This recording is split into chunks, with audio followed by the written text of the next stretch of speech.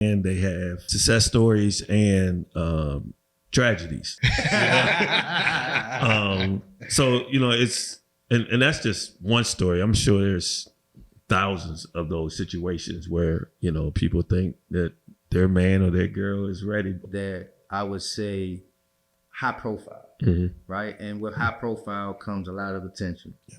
Right. The overseas line, exactly. Overseas line that turned into the NIL. And now the agent's getting 20% of NIL deals. The kids trust their work to a certain extent. Yeah. Man, I've been in the gym. I've been grinding. I know what I've been doing. So that's part of it too. Mm-hmm. The other part of it is what you said. Parents don't have those blinders on. They're worried about what's Stan Jr. doing. Mm-hmm. Who you with? Game related. Stay game related, man. My man. Stay game related, man. Stay game related, y'all. Stay game related, man. Stay game related. Stay game related. Stay game related, man. The best in the business. So game related. You gotta stay here locked in. When you make it in life, you always want to give back. Yeah. Same what you doing right now. These kids have faith, believe in God. Cool. Just put that work in. Stay game related, man. Stay game related, man. Listen, game related for sure. My man. Yeah, stay game related, y'all. So stay game related. Stay game related. Stay game related. Game related. Stay game related. Stay game related. All right, stay game related. Stay game related. Stay game related. My man. Stay game related. Stay game related. All right. Stay game related, man. Stay game related. Stay game related. Stay game related. All right, my man. Stay game related. Stay game related. Yeah. Stay game related. My man. Stay game related. My man. Y'all better stay game related. When the whole world be waiting for you, but if you want some local shit, you won't even know. Welcome to Game Related, where we highlight opportunities and obstacles from former athletes with the thought process of giving future generations a better understanding about the game. These conversations are meant to bring awareness to the hardships and opportunities that come along with the game. Let's get game related. All right, y'all. We are back with another episode of Game Related. We got Doug Martin in the building. Y'all, as y'all know, even though Doug and I went separate ways during the AAU times, man, he has been a pillar in the development of basketball in this area with the Powerhouse Takeover. He's going to talk to us about his time in the NBA as well, and obviously now with Overtime Elite. Man, so welcome to the show. No, I appreciate you guys having us. Sir, Always good to be in the house with Purple Eagles too. So I was about to bring that up too. I was like, regardless, this man's a Purple Eagle. How many Purple Eagles we done had on the show? I know, right? It's a lot of success that come out of there, amen, man. Quietly. Small little I Street. Yes, sir. Right. Hey man, so let's jump into, obviously, I feel like high school has changed so much since you were in the AAU time. Let's just talk about just the landscape of high school. Yeah, I think the biggest thing now is all the information that parents have, and they have success stories and tragedies that they can learn from now, and I feel like they're super equipped with too much information, at times, or they can outsmart themselves. Yeah. You know what I mean? But one thing that I learned in this space a long time ago was you can't tell anybody how to raise their child.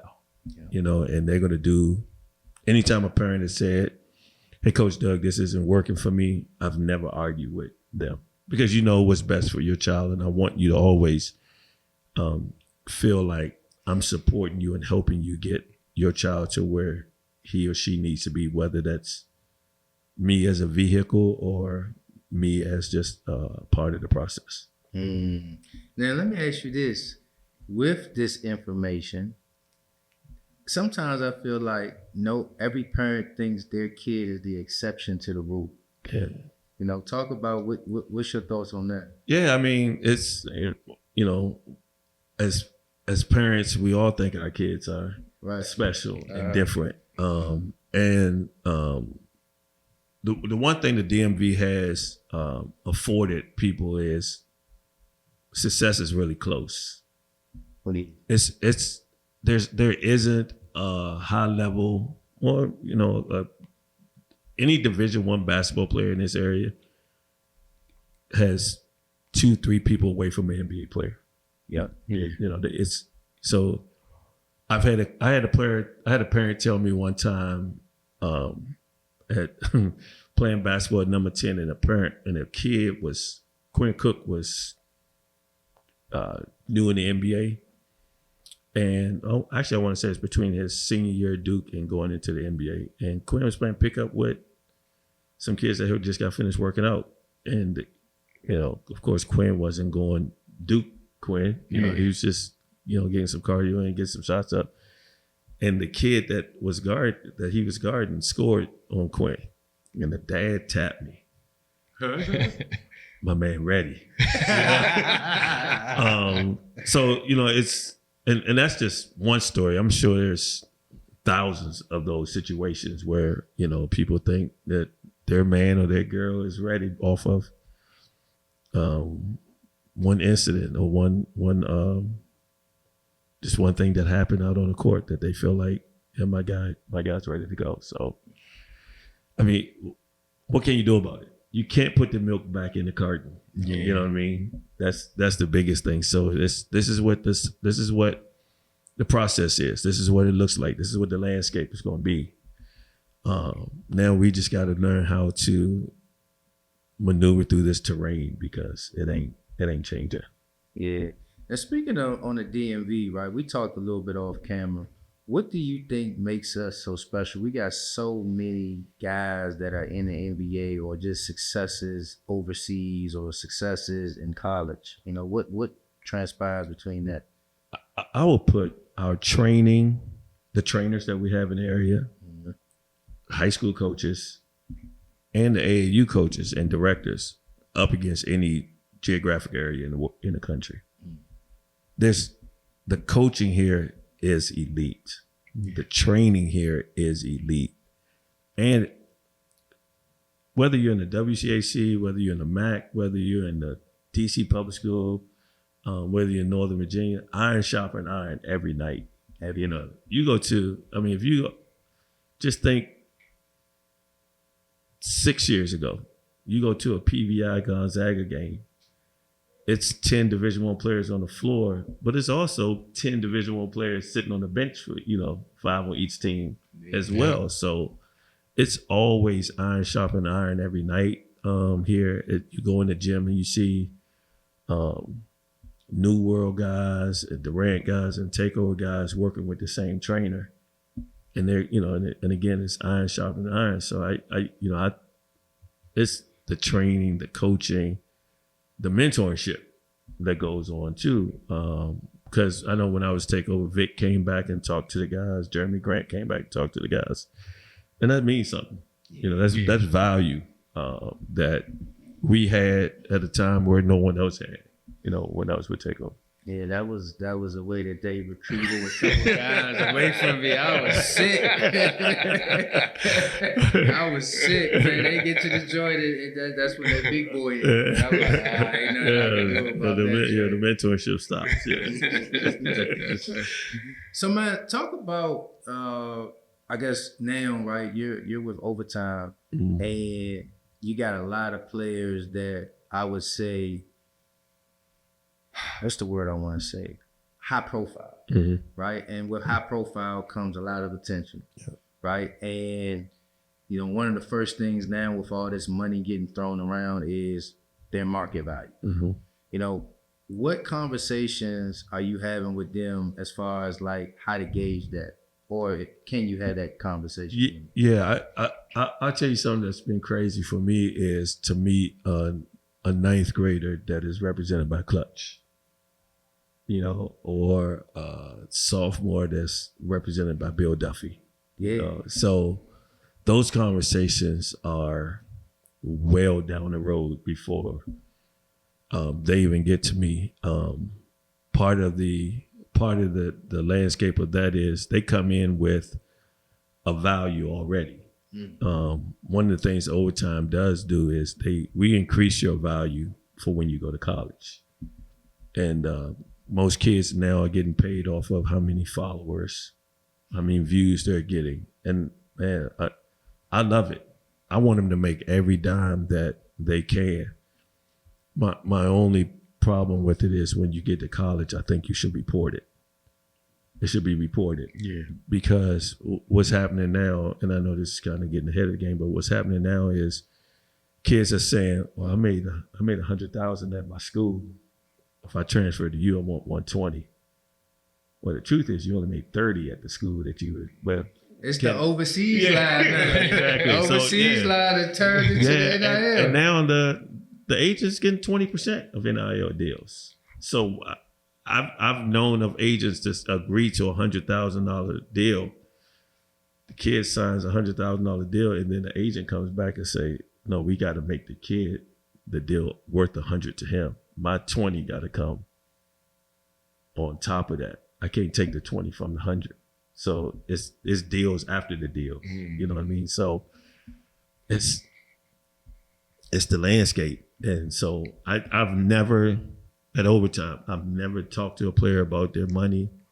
I tease them all the time about, I can tell when they got paid. Earrings get a little bigger, sweatsuits get a little baggier, shoes get a little fresher. I can always tell when they get paid, but I never talk to them about what their value is. That's a conversation for their family. Because I never wanted to come back to and say, well, Coach Doug said, Coach Doug, and that's why I never tell a kid where to go to school. Yeah. Coach Doug, you told me to go to this school. I got practice at 5 in the morning. I ain't getting up at 5 in the morning. So I never get in the midst of any of that at all. I give you, if you ask me where you should go, I ask you where your choices are, and I'll give you what I've seen as pros and cons to each school. Now, would you say what would be some good questions? Let's say a kid does not have an agent. Mm-hmm. Like, what would be some good questions that a parent or a player should ask the agent?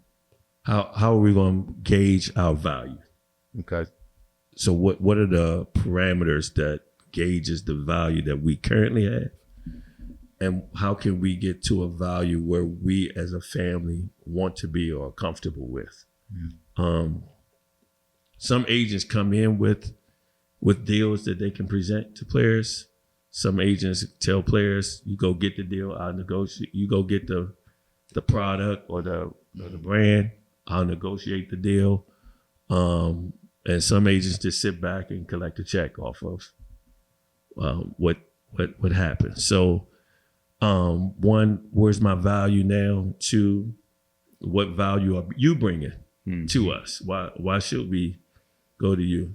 Mm-hmm. Also, you don't want to get with an agent that has 7 sophomores in high school either, because now how do you divide that pie up amongst your clients? So I think those are the main things that each parent should kind of ask and be on the lookout for when dealing with agents. Okay. Now I'm gonna flip it into the head coach, because I feel like back in the day it was so much different when you were getting recruited by a head coach from college. Now, like what should parents or athletes ask the head coach now? I mean, what should they ask or what are they asking? we could do both. Because what are they asking is, what's the bottom line? Yeah. What the check look like? How often am I getting paid? And what am I getting paid for? Mm-hmm. And, before, if a guy transferred every year, we always looked at it as, it's someone with the player. Mm-hmm. Now it's almost the way to go, because every year you're renegotiating your deal to get more money. So is that a bad thing? I don't think so at all. What doesn't happen enough is a guy starts off at Hofstra, transfers to St. John's, and transfers to UCLA, and then end up at Duke. Yeah. You know what I mean? I don't think I don't think there's enough of that people will say, I can go to Hofstra first and increase my value. Mm-hmm. They want to start off at Duke and then work their way back and end up at Hofstra. You know what I mean? Yeah. Where I don't think enough of it is, go low, mid to high. A lot of kids are going high, they end up low. Yeah. You know, I wonder if that's coming from the parents' eagerness to brag on it, or do the kids they can't see the blueprint? I think the biggest thing is the kids trust their work to a certain extent. Yeah. Man, I've been in the gym. I've been grinding. I know what I've been doing. So that's part of it too. Mm-hmm. The other part of it is what you said. Parents don't have those blinders on. They're worried about what's Stan Jr. doing. Mm-hmm. Mm-hmm. You know what Doug Jr. doing. Mm-hmm. But I'm competing with that too. And you're really not. You know, you're really not. Everybody's in their own lane. Everybody's running their own race, and the easier it is. The easier it is for that to happen is the better off they'll be. Yeah. And then I think it's like you said, that they chasing that bottom line too. So it was like, if Duke gonna give me it's a 401k plan. You know, let me go here first. That's my retirement. Just my retirement here. Yeah.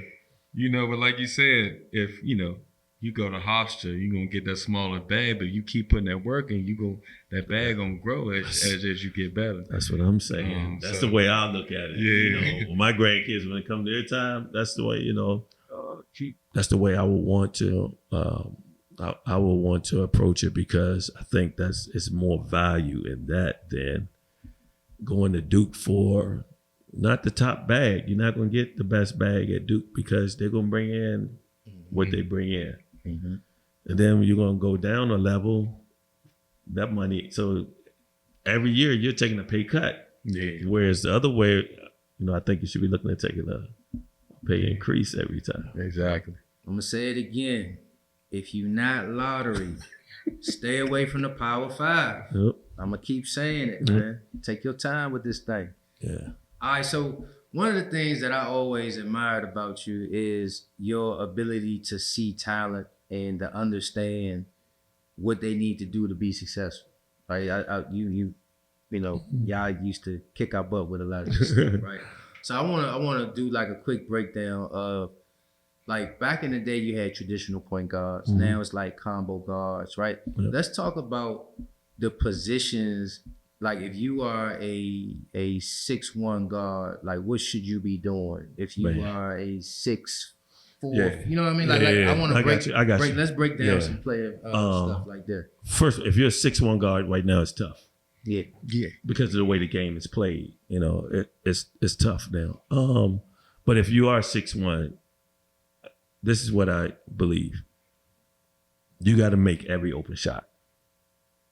I'm not saying that you got to take every open shot, but the ones that you take, you have to make those.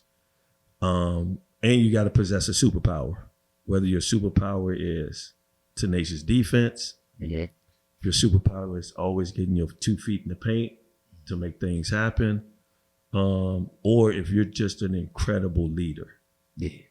Those are some superpowers that a 6'1", I would say 6'2" and below guards must have.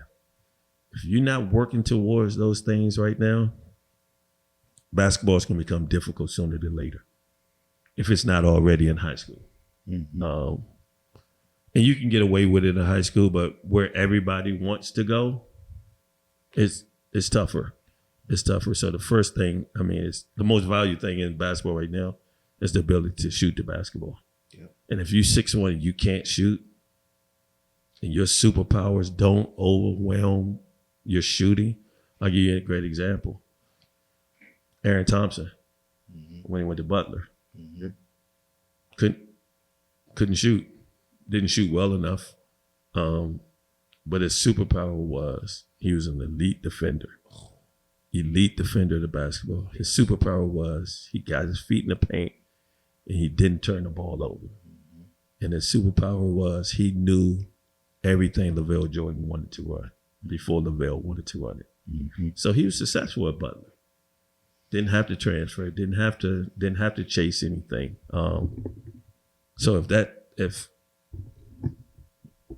But it'd also be harder now for Aaron Thompson to play right now in the way the game is played right now. It would be harder for him to play. So So for the point guard, that's it. That's it for me. If you're a combo, off guard, two guard, shooting again, shooting the basketball, but you have to have, I think you have to have some playmaking skills as well. And unequivocally, you have to be able to guard your position and a position above. So day and age now, everybody's switching. Yeah. It's the NBA is prevalent with it. College, they're doing a lot of it. High school, that's pretty much all they're doing now. It's just switching. So no hedges. No hedges no more. No, we hardly see anybody blitzing ball screens anymore because nobody wants to be in rotation because the shooting has increased. Now, if you can ping pong the ball around and find open shooters, you're at a disadvantage. So your 6'3" to 6'7" wings have to be able to play make some, have to be able to shoot, have to be able to score the basketball. Okay. More so than anything else. Of course, making open shots, but you have to be able to create your shot and be able to defend multiple positions. And now the game is the game is catered and tiered now to 6'8" to 6'11" hybrid. Yeah. 4, 5, can be a 3 kind of guys. Like, I tell people all the time that KD wasn't the first. There was a guy named Tucker at Potomac that was 6'9", 6'10", put the ball on the floor, could shoot it. Kind of what KD emulated, who he wanted to be like DeMar Johnson. Those guys were ahead of the time. They were the trailblazers for those 6'9" guys who could do everything on the floor. And if you're a 6'9" guy, and like it's one of the things that I can say that Keith Stevens was kind of ahead of when we had bigs. We didn't treat them as traditional back to the basket, jump hook, drop step guys. We were DHOing with those guys. We were popping those guys, and we were playing through those guys too. So, yeah, if you fall in any of those buckets, I think for me those are the things that you have to be able to do, and it's heavier now on the 6'8", 6'9", 6'10" wing, scoring, defending, lane running, rebound and push type guys. Is where the game is. It's 100% catered to right now. I hope y'all heard that. that was a TED talk right there, man. Yeah. But do you think it will ever get back to the big man? Ain't nobody getting shorter. Dudes ain't getting. I mean, like if you look at the NBA now, you can't name a back to the basket big. I mean, Jokic's kind of. He parked at the elbow though. He parked at the elbow. I mean, I'm talking about just a guy sitting on the block. Yeah. You throw the ball to him, and Zach Edey maybe. But but now he has to be dunker, right, lob threat because John needs the lane open. You know what I mean? And that's kind of where the spacing, the pace and the space is where the game is now. And if it does anything, I think it's inverted. I think you're gonna play the bigs more in the perimeter, and you're gonna have like you did in high school when Steve ran off the flex with you guys, but stop at the block and you guys post up and do your work. I think the game, if it's gonna go anyway, I think that's the way it's gonna go. They're gonna invert the offense and give the bigs more space on the floor and let the guards kind of. Because if a big drives, and this is the way I look at it, if you got a point guard on the block, he doesn't get the ball, you put him in a dunker, who's guarding him? Another point guard. So now if you got that big that can create and get downhill, that help side guy is what? 6'2" guard that can't block your shot, he can't deter your shot. So that's the only way I kind of see the game going if it goes back to back to the basket. And we all as guards, what do we really want to do? Yeah, right. Mouse in the house. I want to get, I want to post up. So Right. that's just to me. I could be 100% wrong with that, but I just think that's if it flips anyway, I think it'll flip that way. Okay.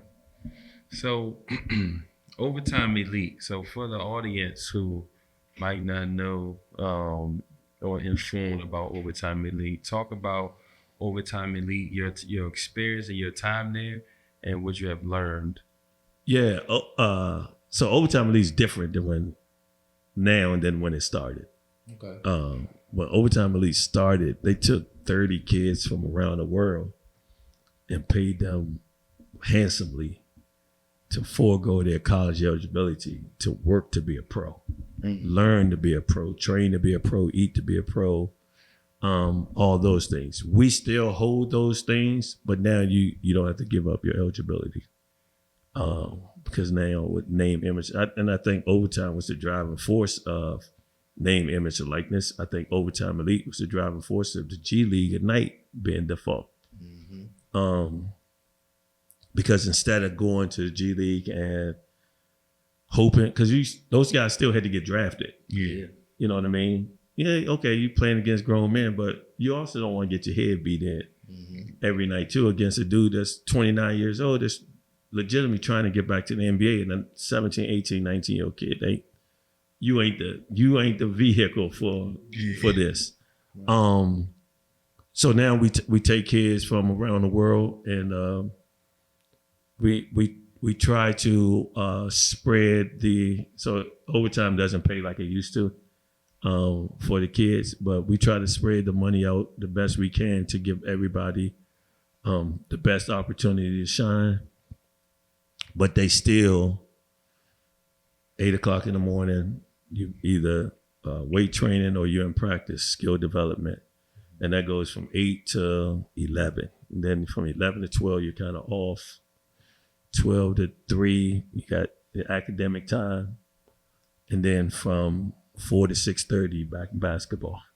And then for my team, with the City Reapers, we also had, a shooting component at the end of our practice. So at Overtime, each player has to get up 2,000 shots on their own with the coach outside of practice, 2,000 shots a month. No, a month. So 500 shots a week, 125 shots a day.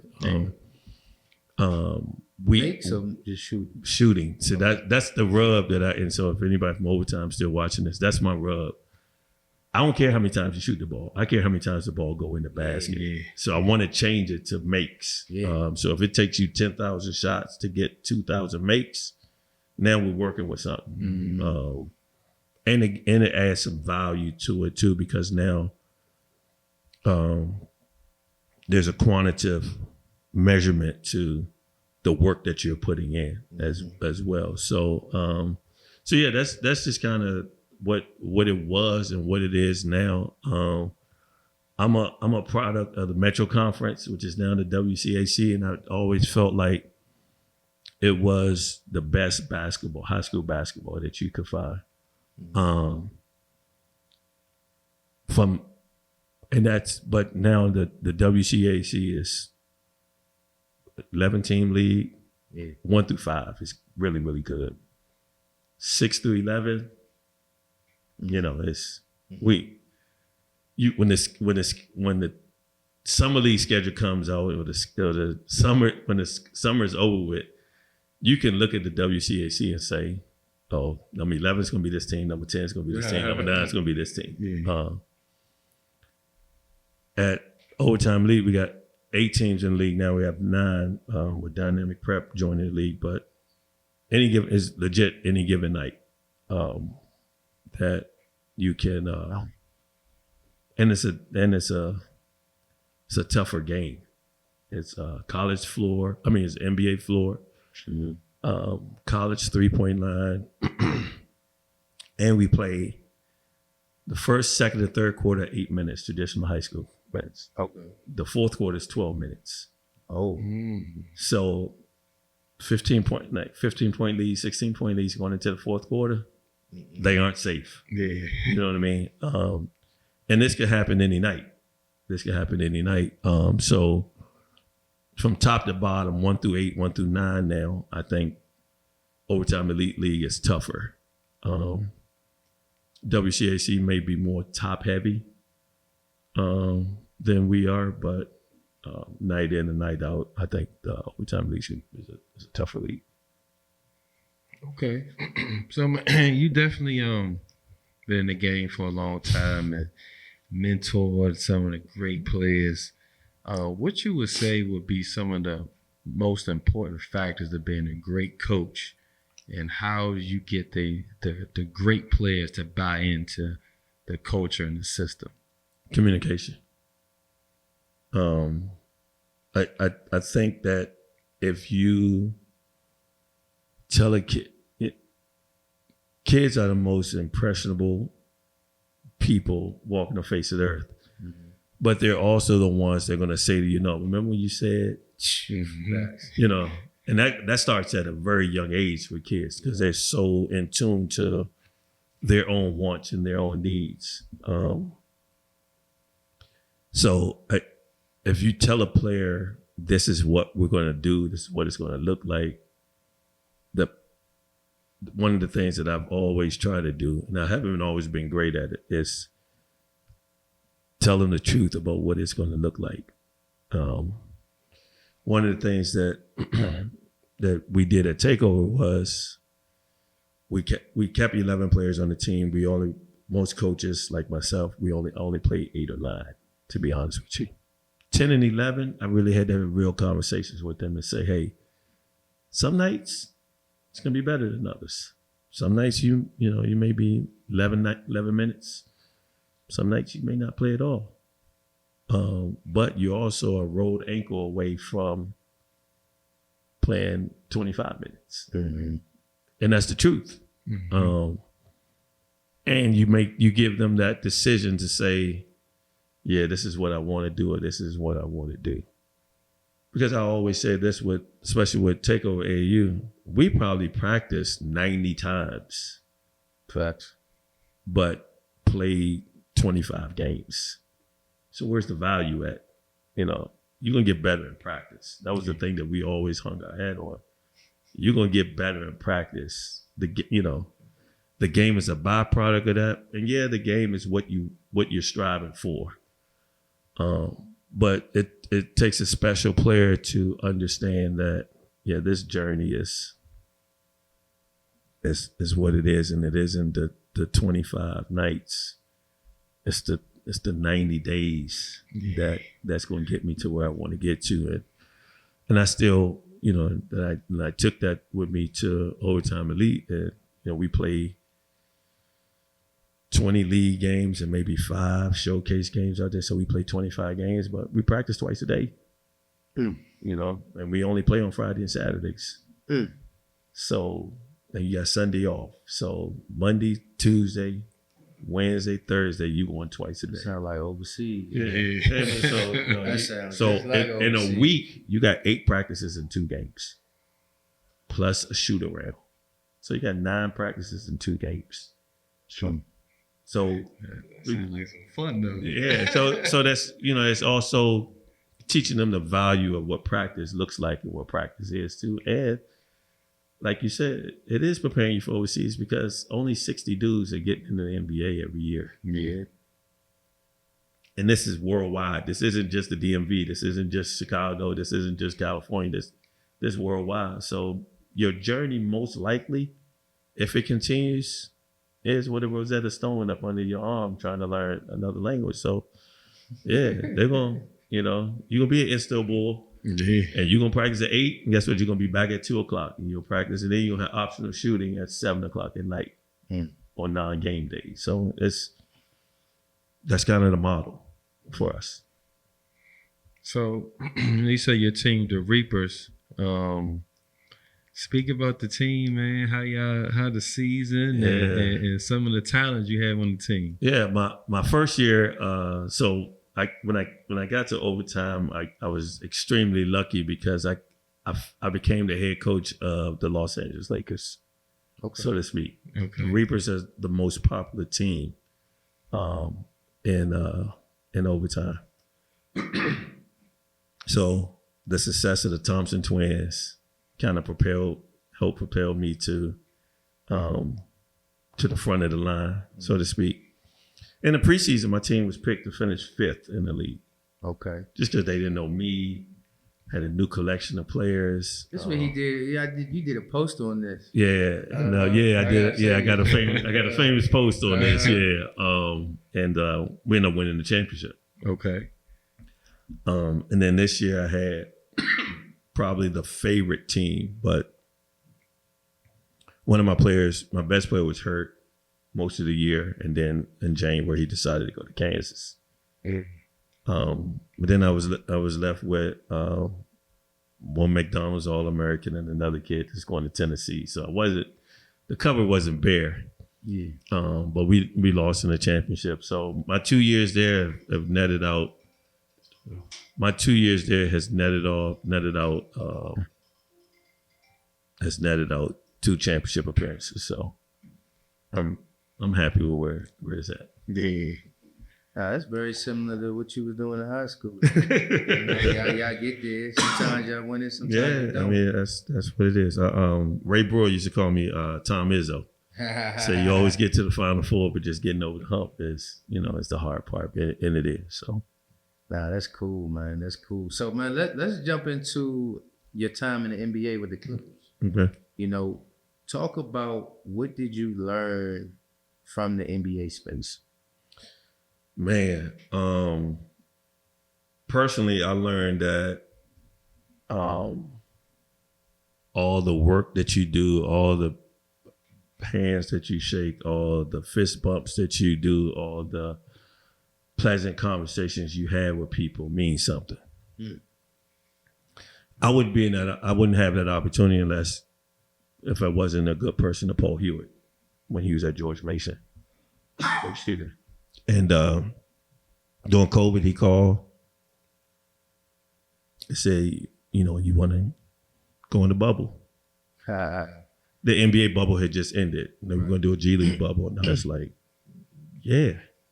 Because, as a dude that loves basketball, if it's sun up to sundown and it's just all basketball, sign me up every day of the week.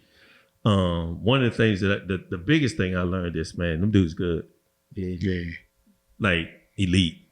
Like the best 450 basketball players in the world reside in the NBA. The next 600 play in the G League. Yeah. And I've seen some like really, really, really good players be both successful and struggle in the G League. The G League's a little different game than the NBA. It's the same rules, same makeup, same everything else, but the G League is more of how can you fit into this puzzle that the NBA team wants you to be in. So you mean like, let's just say they got a kid, and okay, we'll just say like the Mavericks, right? The Mavericks got like a 6'7" kid, and they want him to be like a 3-and-D guy, right? So during that time at the G League, they're strictly working on that. You're focusing on that. Okay. But you're still trying to expand his game as well. Okay. I'll give you a great example of that. My time with the Clippers, we had a player, Brandon Boston. Yeah. And Brandon Boston, if he'd have came straight out of high school, probably would have been a lottery pick. Yeah. Went to Kentucky, struggled a little bit. Excuse me. And they didn't know whether to kind of make Brandon an NBA 2-guard or if he could be a 4-man in the NBA because of the way the game is being played. But they also wanted the basketball in his hands. So we were mandated one game that Brandon had to have at least 15 to 20 middle ball screens, pick and roll actions. At the top of the key? Top of the key. Wow. So we had to create opportunities for him. But he wasn't going to do that with the NBA team. Yeah. but we needed to expand his game. They wanted to know if he could be the next Nick Batum type of thing, be a small ball four, stretch the, defend at elite level and be able to stretch the defense. But so it's a hybrid of the development of what the NBA team needs and wants, and then the development of what you want that player to get better at. So you have to, the G League, you have to blend that. And here's the caveat of that. Brandon Boston, Keon Johnson, Jay Scrub were all either two ways or affiliate players. Right. Or assignment players. So they went back and forth with the NBA team. When they weren't playing, Nate Darling, Keaton Wallace, and Xavier Moon would play. When they came down, those three dudes didn't play. So you had to have a sense of maturity about yourself too. And I just named three dudes who weren't NBA players that were, all G League players that all spent time in the NBA at some point afterwards. But you have to. So Coach Hewitt did a great job. Lawrence Frank did a great job of finding quality dudes that also, because that's what ruins a G League team. Right. You've been scoring 25 in the G League, but you're a regular G League player. You're on a G League contract. The NBA dude come down and he had two guards. So instead of getting 30 minutes, you're getting 11, 12 minutes. And how you handling it? Because not only is that NBA team watching, the 29 other NBA teams are also watching how you react to that. And I've seen a lot of guys not be successful in those situations. So, and that ruins your opportunity. So, yeah, that was the learning thing for me with G League, was just how mature, how young the league was, but also how mature those guys had to be to get granted any level of success that they wanted to get out of it. Yeah, I remember Trey Kelly talked about that on the show, and he was just like, man, I wanted to go back overseas because I couldn't deal with the fact that a guy come in. That ain't for everybody. And then he just be like, bro, like you taking off all my time, the shots and everything else. Yeah. So let me ask you this. I was thinking, I was like, yeah, that's tough. Yeah. But if you trying to get to that point. Yeah. And that's and we just played this team last night and they had 25. The NBA team has 3-4 days off. And we're gonna send our young dudes down to get them, so because we can't practice. Right. We can't burn out Kawhi and those guys having practice so these dudes can get better. Send them to Ontario and let them get better. And that and it's game reps. You know what I mean? So, but yeah, you have to have, your mindset has to be different. Yeah. So let me ask you, if a guy who's done playing wants to get into working in the NBA, what do they need to do for that? Because this seems like a very difficult thing to crack. Yeah. The NBA ain't looking for 6'2", 6'3" dudes to work. Because part of your job, if you want to crack that, is be player development. Mm-hmm. And the player development dudes got to look like the NBA dudes. So when you do have your player development sessions, it's more game-like and more realistic. You also have to learn film. You have to learn synergy, huddle, at a rapid rate.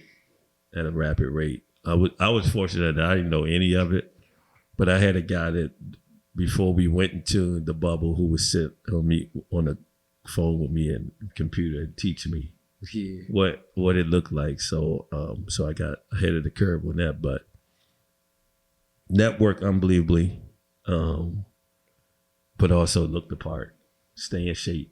You know what I mean? Because that's the main thing, that, and know what you're doing.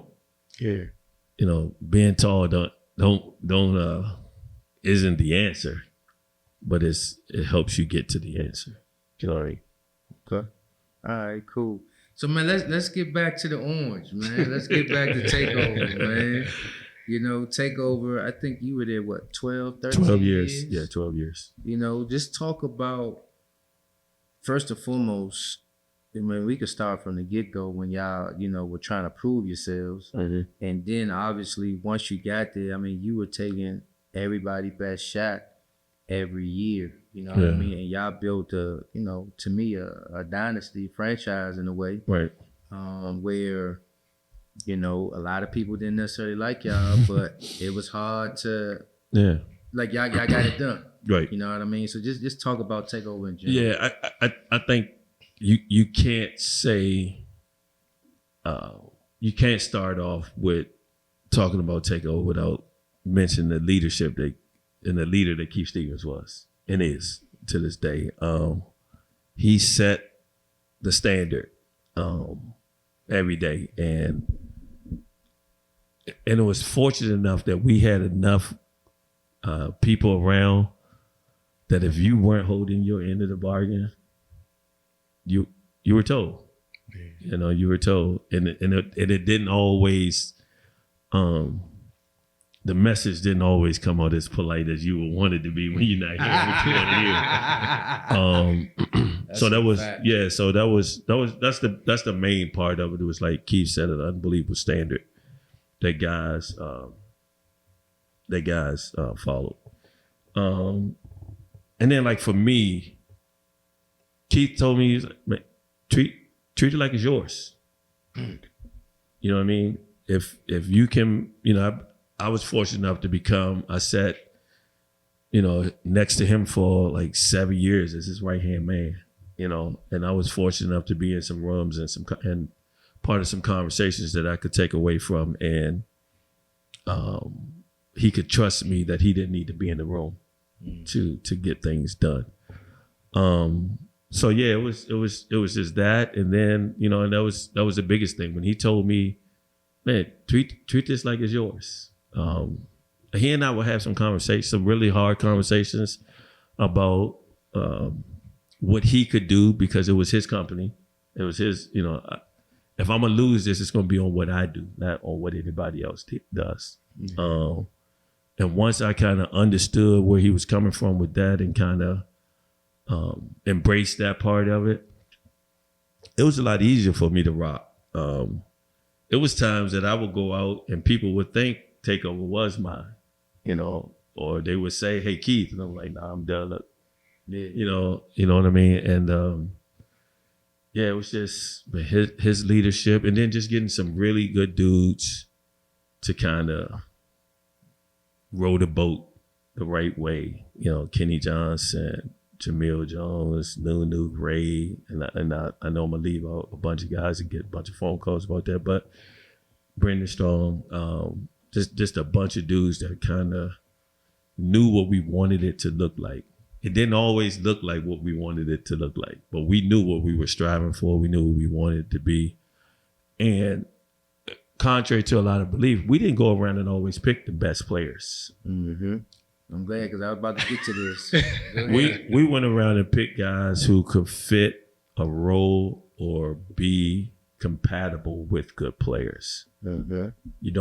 AAU used to be, I got 5 studs out there, and at any time any of these studs can go off. AAU changed because teams got better. And then what do you do with the other 4 dudes on the team that pretty good too? So we had to create a system and we had to create a style of play that was conducive for us to play, as many guys as we could. But and Stan can contest to this, the downfall that was when you had good players, they wanted to play 30 minutes. And when you couldn't afford them 30 minutes, it became, not, I won't say contentious, but it became, well, this ain't, because everybody's goal isn't the same. Some people's goal is, I need 30 minutes because I need to do my thing. Yeah. Some people's goal is, I'm cool with this 20 minutes because we went in and I'm still getting my 12 points a game on this team makes it look like I'm scoring 25 points. Mm-hmm. You know what I mean? So it was we always had to figure out how we wanted that to look, how we wanted that team to be constructed. And it didn't always work out. But what we did have over everybody else is we had an amazing grassroots program. And by the time those guys got to the 8th grade, 9th grade, 10th grade, they had been together 4 or 5 years already. Yeah. So did we were only adding a piece here, a piece there. I think the year you came, somebody had tore the ACL, Justin Moore, somebody had tore the ACL, and we needed another guard. So it was always just like we just need this, or we had a big coming from out of town. And that's just how we kind of, and we were doing it so young and so early that it was also hard for people to say, well, I'm gonna go over to and slam and jam and play. I'm like, well, you ain't getting the coaching, you ain't getting the exposure, you ain't getting that, you ain't getting the back end of what Takeover was providing. So it made it easier for a while. And then, Durant came on the scene, Melo got better, those guys got on top of their thing, new world started to ascend. And so now it's within 30 miles of the US Capitol, you have 7 elite AAU programs that you can get the same thing from. Now what makes you different now? You know what I mean? And that's the hard thing that I think they're all having to do now. It's kind of what's making me different, because now Takeover can't say, well, we can get you in the Elite 100, or we can get you to the Nike Academy, because now Durant can say that. Or we got an avenue for you to get to the NBA Top 100. We ain't got a stranglehold on that anymore either. So now it's really becoming, and I tip my hat to those guys, because it's a lot harder now than it was when I was there. But you have to create what's different about you. Now it comes down to, does it come down to how you travel? Does it come down to how you're coaching? Does it come down to how your style of play is? You know what I mean? Where before those things weren't as sexy. And we didn't have to focus on, like when I started with Takeover, we focused on the 84 by 50. What's between the lines, and never worried anybody. I can say this now. We went to many tournaments with the money to pay for the hotel, but we here. Yeah. Once we get here, we'll figure it out. Yeah. And we had some great parents that kind of stepped up and helped. Had some sponsorships things that came through at the 11th hour. See. But now the money's the same for everybody. So what do you decide is going to be different about you than it is anybody else? Yeah, man. I ran into Jaleel probably a couple weeks ago, and I told him, I was like, man, you do a really good job of keeping that team organized. Yeah. And I was like when I watch y'all play, like everybody know their spots, everybody know who's the guy. You know what I mean? And part of just having a AAU program, you don't have the kids that long, right? And you touched on the fact that you practice enough. Yeah. And so where I see the difference is you'll have, Takeover got some talented guys, but there's also other talented guys that they're playing against, but they just so organized. Yeah. And so they end up beating you because of that. Yeah, I think that's the difference maker now. That Jamil has. I mean, Jamil, I'm glad it was Jamil and not Doug that had to follow Keith in this situation. Yeah. You know what I mean? Because it's tough. Yeah. That dude was AAU basketball. When Lanny stopped doing it, Keith he was AAU basketball in the DMV. You know what I mean? And when he decided to step away, you're the Chicago Bulls and you got to follow Phil Jackson. Yeah. You know what I mean? And that dude has 3 Final Fours, 1 championship, lost in a championship. He's coached 3 years. This is 4th year. And he's been in the Final Four every year. I don't think he got 10 losses yet. Nah, 7 losses in his time. He made sure to tell me. He gonna tell me that. 66 or 7 or something he crazy. Made sure to tell me that 2 weeks ago. So, but man, that's unbelievable. Yeah, You know, that's unbelievable. And I'm so proud of Jamil. And I talk to Jamil almost every day, man. And we talk about what it used to be and what it is now and what the landscape is now. And like I said, I say this in front of everybody, man. I tip my hat to that dude because one, following Keith is tough. And two, doing it in this space, it's even tougher. And to be successful, you know, and, you know, his story. Right. You know, his story ain't, you know, it ain't rose. It don't smell like roses all the time. No. You know what I mean? And my man has rehabilitated himself and rehabilitated his image and is doing an unbelievable job in what he wants to get out of this. And I you know, I tell him all the time, man, you done enough. Yeah. Go be a college coach now. Yeah. You know what I mean? And I say that for anybody. Yeah, for sure. So my last question with Takeover is we talked about the fact that you guys always found good role players. Mm-hmm. Like, how did you get everybody to buy in to just being like the best role player? Yeah, because I was, you know, playing at Gonzaga. I was never as good as you guys were at Gonzaga. So at some point, Stan, you had to learn that I ain't gonna be the guy.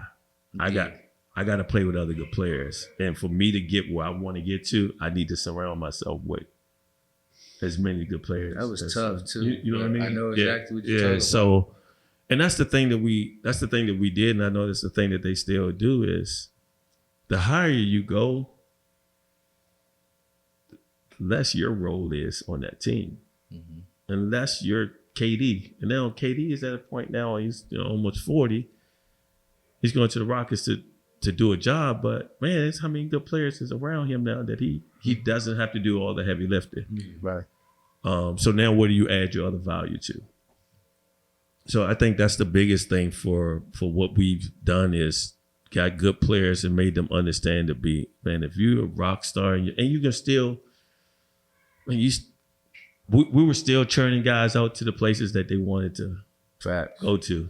I mean, my biggest one is Trey Campbell. You know, right? Trey Campbell played 3 years at Takeover, 15, 16, 17, and never had a backup point guard. But he also understood that I can't just be out here jacking shots because I got Phil Booth and Deion Wiley next to me as well. And so that backcourt went Georgetown, Villanova, Maryland. Yeah. You fast forward that 4 years, 5 years later, man, it's sick of it, ain't it? 4 or 5 years later, you got Jeremy Roach, Justin Moore, and Hers going Duke, Villanova, Maryland. No, Duke, Villanova, Carolina. Oh, that is right. He did. You know what I mean? Yeah. So where you gonna go? You gonna right? We got a jail. Yeah. And if you can do it now, it's easier for you to do it at college. So that's likely, like if you look at it, of all those dudes, Roach was the only one that transferred. Ain't transferred because he got hurt though, but that was only because those guys were used to playing with other good players. So when that dudes came in, it wasn't an issue. Yeah, I'm used to this. Yeah.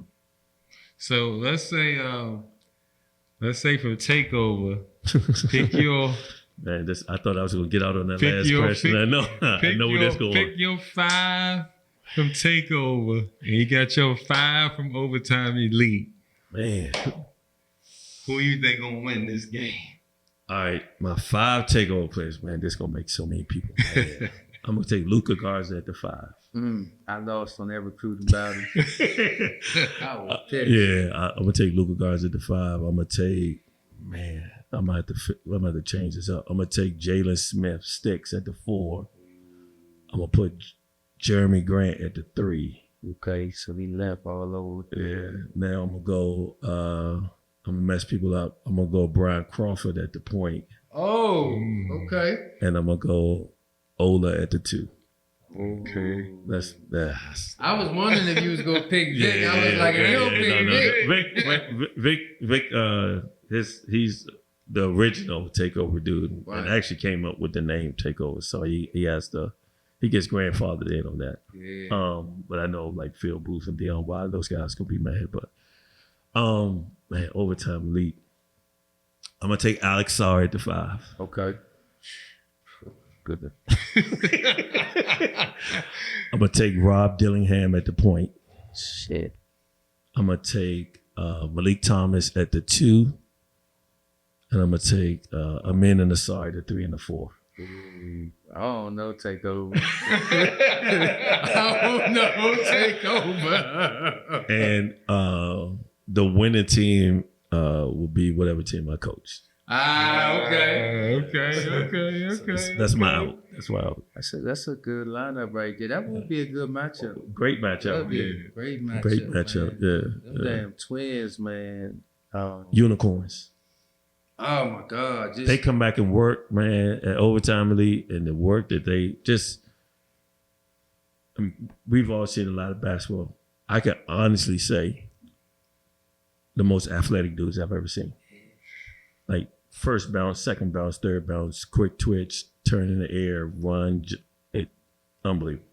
I mean, just on Unbelievable. defense, what Yeah. I be seeing, like the first recovery, second Yeah, recovery, yes. slide here, and Right. then Contest the shot at the end. here too. Yeah. Oh yeah. Like they don't, it Machines. don't bother them. No, They machines. very robotic. No, with it, machines. man. Machines. They man. don't be really good. Yeah, they're gonna. Team. Yeah, they're gonna both make about $40 million in a couple of years each. So Oh, it's back to my turn. Yeah. All right. So let me I want to talk about training culture. okay. Just a tad bit. You Okay. know what I mean? Like you've done a lot of development. What do you think we need to do a better job of as far as development? Trust. Trust. And the way I say that is when Keith Williams had clients, they trusted that whatever he had them doing would benefit them. Mm. You know what I mean? The thing that I don't like about the training culture is right now is how parents just bounce around from one guy to one guy to one guy to one guy. And I can kind of see what the advantage is because you want to figure out who your kid responds best to. Right. But that's the only environment we do that in. Sports is the only environment we can bounce around in. You don't bounce around from homeroom to homeroom to homeroom in the school. Yeah. You don't bounce around from parent to uncle to grandma to sister. How to find a voice. I think we have to get comfortable with going to somebody that we believe benefits our child and sticking with that. And on the other end, the trainers have to do a better job of going out and watching their clients play basketball. Because if you only training them and then they go play a game and come back, how do you know what you're developing is being utilized? Right. Yeah. And I think that's the biggest disconnect that we have on both sides of the equation is parents got to trust and hold your trainer accountable. Mm-hmm. Like Doug Jr. is playing Saturday and Sunday. I need you to come out here and show me what I'm investing in when I come to your gym. Right. And if that's working. And I just don't think that happens on the flip side. But then also, the parent has to say, well, I'm going with this trainer for 2 weeks and my son played in the game and he stunk. So I ain't going to that trainer no more. It's the trainer's fault. I'm going to go, right? Right. It's a fact. I'm going to go to this dude because I just saw on Instagram, he worked with these dudes. That work that he's done with those dudes may not translate to your child. Mm-hmm. And that's why you got to get a trainer that kind of understands and develops and let that trainer develop with your son or your daughter to stack what you want it to look like. And I just think that's that's the biggest disconnect that we have in this, because it's lucrative. Yeah. Yeah, I know dudes that just train, don't do nothing else in this world and make pretty good money. So let's hold each other accountable. I definitely like what you said as far as you find that guy that's going to be in the best interest of your child and develop them. But then at the same time, I kind of like it if they go somewhere else because let's say this other trainer, like you said, iron sharpen iron. He got some guys over there that I want him to get in the gym with them, and compete and learn how they taking this, so Let to kind me of ask you get this: that. if he's going to that gym and he's competing against those other guys, is it training? Is that training now? You know what I mean? Yeah. And I'm not questioning you. I'm just saying what I think. I think the parent has to not confuse the situation by saying, well, this week I want this and this week I want. Now, if this guy's really good with kids from 8, 9, 10 years old and you grow out of that, you can always find situations where you can go compete with that. You know what I mean? Yeah. That's just my personal opinion of it. But I also don't agree with you going with a guy at 8 and then when you're 17 years old, you're still with the same guy too, because then that voice becomes, you know what I mean? Exactly. Yeah. So I think it's more staged. 8, 9, 10, this guy's really good with development of learners. One other thing I've been I'm gonna keep pushing it on the platform, but I know a lot of trainers got like 4 or 5 guys in the gym. And I'm like, hey man, once a week, can we just meet up and let these guys just bump? Yeah. And we could collab. I do agree with that. I do agree with that. I would like that, but I'm gonna keep trying. But the risk of that is, man, my guys don't look good. So I'm gonna lose money. Yeah. Come on over. Because by the time that parent gets to the car, you know what's gonna happen. The phone gonna ring and that trainer be like, man, you over there for that? That's what you over there doing? Come on, So good luck. Good luck with that. I'm gonna try, man. If you get that to happen, I'm gonna invest in that with you. Last question before Rennie go. We talked offline about the DMV producing. We've had probably one superstar in a long time, right? But we still had success. Yeah. Just talk about how this area has prepared guys to make the league. Yeah, I just think that like the biggest. I mean, I'll go back to this. Keith Williams had a team, the Blue Devils. Remember when he resurrected the Blue Devils for a while? People don't realize he had 3 NBA players on that team. Yeah. Jeff Dowden, Markel, Nate Darling. Yeah. All those dudes donned the NBA jersey. And by the way, Chase Young was on that team too as, the enforcer that, so, but none of them were, as great as Kale was in high school and college, injuries and things like that, but he didn't go in the league and be that dude, Even when he went to the Sixers, they still didn't give him the keys to the franchise. You know what I mean? And we just, Bees went to the Heat and that they wasn't taking the keys out of LeBron's hand to give him the Bees. And KD went to the Supersonics and it was Ray Allen's team, but he developed into what he is. So I just think that because of the talent pool that we have here, it's really, really difficult to make dudes. You know what I mean? It's because you got to share the wealth too, though. You know what I mean? Yeah, for sure. And if you're a coach or if you're a parent, you're not going to sit. Parents are smart now. I'm not going to sit on the team and let Stan take 25 shots. And I'm just inbounding the ball and getting cardio in and thinking I'm going to get what I want out of it. I want to put my son in a situation where Stan could be the best player on the team, but we still share in this responsibility. And the trust is there too, because I've seen you guys work. You guys have seen me work. So it's easier to +1. Yeah. Because I know he can make that shot.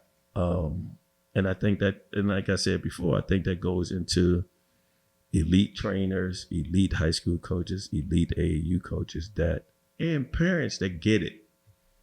You know, as much as, you know, parents have disrupted the game.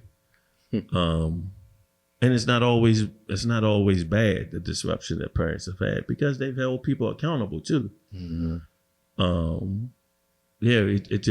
was, I mean, like I talk about this all the time, man. Nigel Marshall gonna play 14, 15 years in the NBA, man. And I doubt at the end of his career will he average 12 points a game. I don't know if he's ever had a season where he's averaged double figures. I could be wrong. I think he was close this year. Yeah, Everybody got right. But yeah, I get what you know you're what I'm saying. So Yep. you know, that's what we produce. That's how it goes, and I mean, it's just this area, man, and it's tough to like it's tough to teach somebody. I think it's tougher to teach somebody to be the dude than it is to teach somebody to be a good role player. Because by nature, in this area, we don't have selfish kids. Yeah. You know what I mean? And I think 97% of the kids in this area, winning is more important than their personal accolades. I could tell you this. When I got to college, I realized it was some selfish. God damn, Slim. I'm like, how you don't know how to run a play? Why the ball got to you and you get it back? Because they were in situations where they were the only dude. I mean, what year did you guys graduate from high school? 03. 04. And there's no disrespect, but if Murray came up on your schedule in 03 or 04, what would your first thought be? It's homecoming night, no? You know what I mean? But they had good. Now you go to Murray, they got good players. Absolutely. Bullets, they got good. Potomac School, they got good players. So you have to. Winning has to be the ultimate goal. You know what I mean? And you can't do it by yourself. Yeah, you know how when we play, it was like that anyway. Right. You know what I mean? Yeah, and I be looking at my coach like, bro, how many times you gonna let this fool do this? Seriously? Yeah. And then you get into situations like that, you don't know what the dynamics are. But when you're here in the DMV, you know what the dynamics are. Yeah. We're gonna play team basketball. We're gonna move the basketball. We're gonna look for the best shot. You know, it's playing for Dick Myers. It's playing for Steve Turner. It's what it's gonna be. And if you don't like it, take it the door. Because there's some other good players behind you trying to get Exactly. So yeah. So, you know, one of the questions we always ask, man, we like, everybody want to be successful. Yeah. But it's handling the success is the hard part. So what would you tell a young athlete, trainer, coach, how to maintain that success?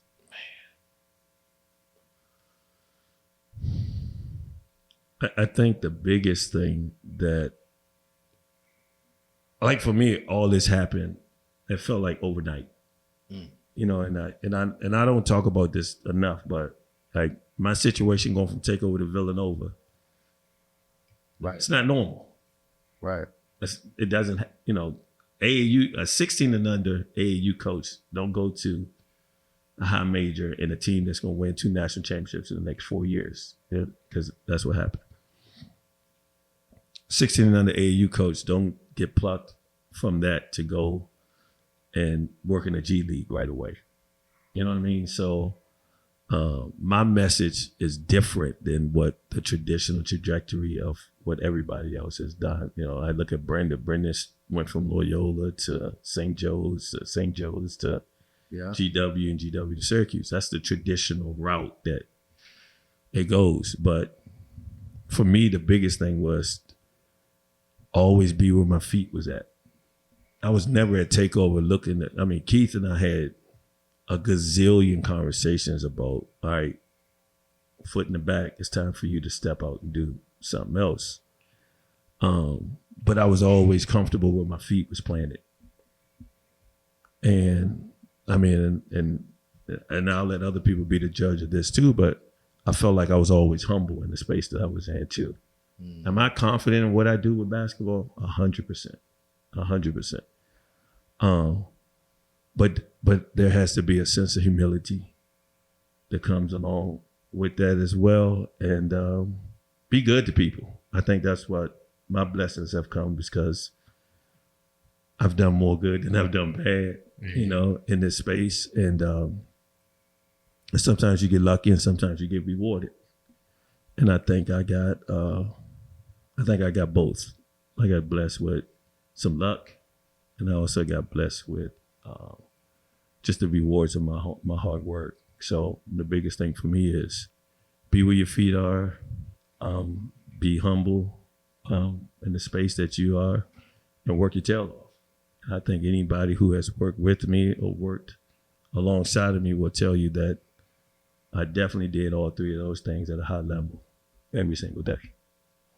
Well, man, I'm gonna tell you, man, you've always, I feel like, been prepared for that opportunity, whether it was coming or not. You was ready for it from the fruits of your labor. I appreciate that. You know, and it's for real, man. It's been cool to just watch your growth.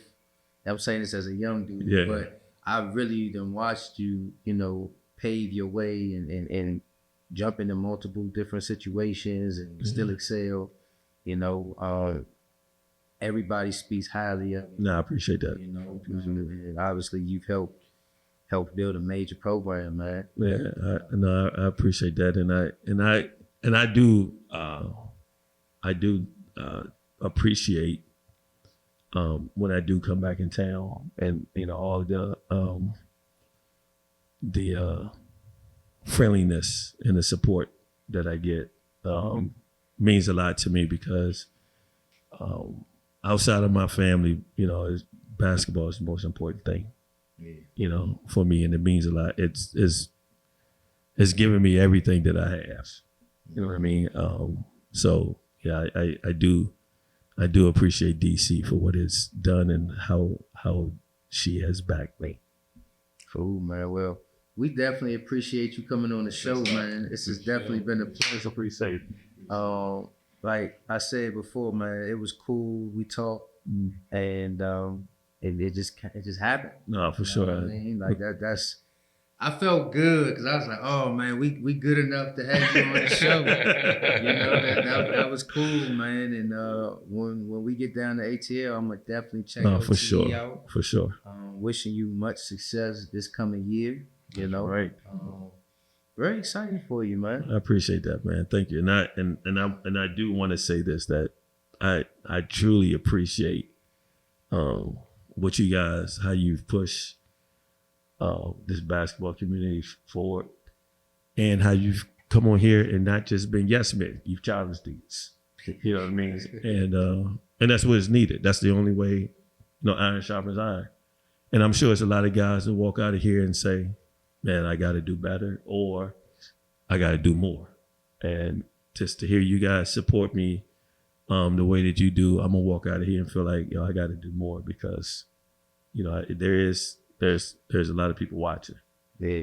And there's more people watching than you anticipate. So that's a fact. that's a fact. That's a fact. I don't be knowing. I popped up in the gym the other day and they was like, that's the game related dude. Yeah, exactly. No, exactly. So, yeah, man. So, man, that's another episode, man. Make sure you guys subscribe, like, and share. And always stay game related.